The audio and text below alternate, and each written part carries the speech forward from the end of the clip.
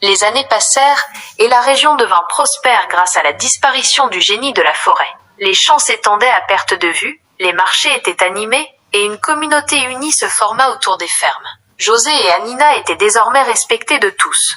Leur maisonnette à l'orée de la forêt était devenue un symbole de courage et de renouveau.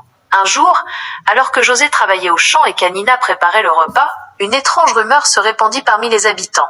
Des traces énormes avaient été découvertes près des montagnes. Certains pensaient qu'il s'agissait du retour du génie. Anina, bien qu'un peu inquiète, tenta de rassurer tout le monde. Il a promis de ne jamais revenir, et le vieux mendiant lui a bien fait comprendre qu'il en paierait les conséquences.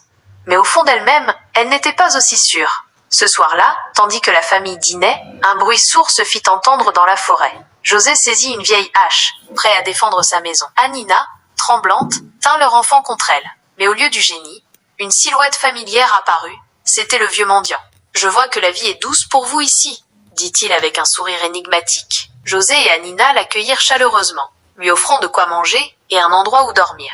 Mais son visage portait une expression grave. « Le génie n'est pas revenu, » dit-il calmement, « mais un mal plus grand pourrait se lever dans les montagnes. Vous devez vous préparer. » Anina fronça les sourcils. « Que voulez-vous dire ?»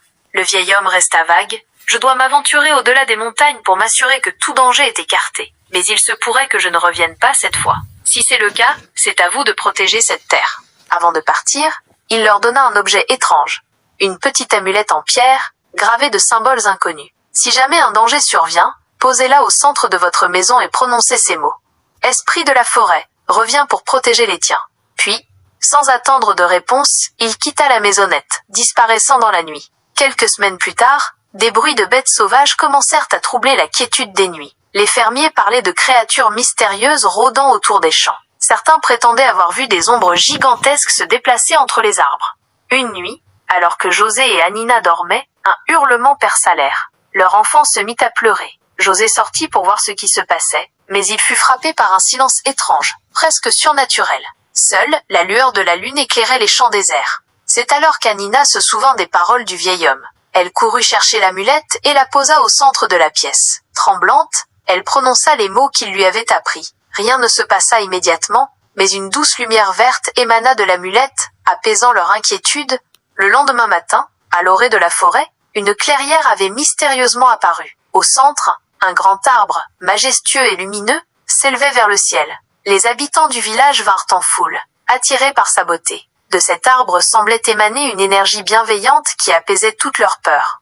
Peu après, les créatures mystérieuses disparurent, et la paix revint dans la région. José et Anina comprirent que le vieil homme avait utilisé ses pouvoirs pour réveiller l'esprit protecteur de la forêt.